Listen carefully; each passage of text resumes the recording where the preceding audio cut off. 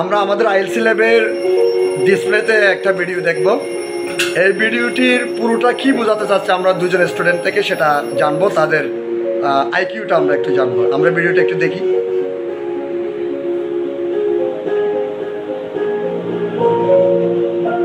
এটা আমাদের ফেকো বালিকা উচ্চ বিদ্যালয়ের আইএলসি ল্যাবের ডিসপ্লে মনিটর।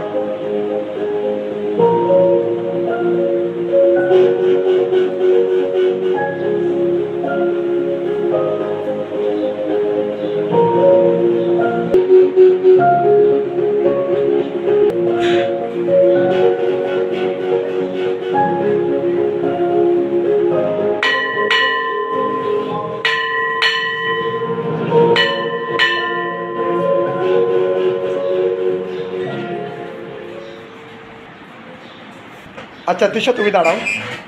আসলে এই ভিডিওটা থেকে তুমি কি বুঝছো বা কি বোঝাতে চাচ্ছ? আমরা তো জানি আজকে ব্যক্তিগত জীবনে তথ্য প্রযুক্তির গুরুত্ব, সামাজিক জীবনের গুরুত্ব, কর্মক্ষেত্রের গুরুত্ব, তিনটা গুরুত্বের বিষয় কিন্তু এখানে উঠে এসেছে। আসলে তুমি প্রথম থেকে আমাদের একটু বলো তো। প্রথমে একটা ছেলে তার ঘুম ভাঙে, তার মোবাইলে সে অ্যালার্ম সেট করে রাখছিল। তো অ্যালার্মে 7টা যখন বাজে টিং টিং করে ওঠে আর তার ঘুম ভাঙে। তখন ঘুম থেকে উঠে সে মোবাইলে তার আজকে কি ডেট, কয় তারিখ এটা চেক করে দেখতে পায় আজকে ফ্রাইডে 18 তারিখ। তো সে তখন ভাবে যে আজকে তার বন্ধু বিপ্লবের জন্মদিন। তো সে ভাবে যে আমি একটা SMS তাকে সেন্ড করে দিই হ্যাপি বার্থডে বলে। তো তাকে সে তার মোবাইল দিয়ে SMS সেন্ড করে দেয়। এটা তার ব্যক্তি জীবনে প্রভাব ফেলছে। তারপরে যেটা তাকে যে সে তার বন্ধুকে যখন SMS-টা সেন্ড করে দেয় তখন এটা সামাজিক জীবনে প্রভাব ফেলছে। তো তারপরে সে ভাবে তার বন্ধুকে কি গিফট দেওয়া যায়। তো সে তখন বুঝতে পারে যে তার বন্ধু বই পড়তে পছন্দ করে, তাই সে মোবাইলে ইবুকে বই বাজারে গিয়ে একটি বই কিনে তাকে অনলাইনে অর্ডার করে তাকে পাঠিয়ে দেয়। তারপর তার ভাই তাকে তাদের ফ্যামিলির একটি ছবি পাঠায়। ছবিটি দেখতে খুব সুন্দর ছিল, সে কারণে সে সেটি বের করে সেটি সেট করে নেয়, যা সে সময় যখন অলওয়েজ সেটা দেখতে পারে মতো। তো তারপরে তার মনটা খারাপ লাগে আর তখন সে গান শুনতে থাকে আর সে তখন মন খারাপের দেশে ভেসে বেড়াতে থাকে।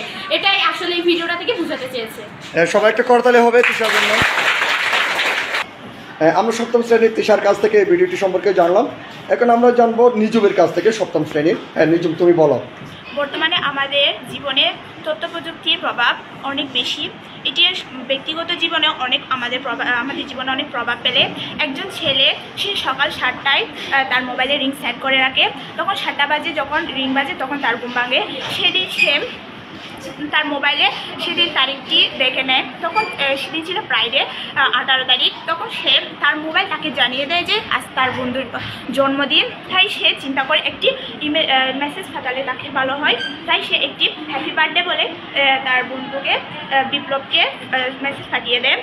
তখন সে চিন্তা করে সে কী পড়তে ভালোবাসে, তার বার্থডেতে একটা গিফট দেওয়া উচিত তাকে। তাই সে চিন্তা করে তার বন্ধু খুব বই পড়তে ভালোবাসে, তাই সে বই বাজারে গিয়ে একটি বই অর্ডার করে।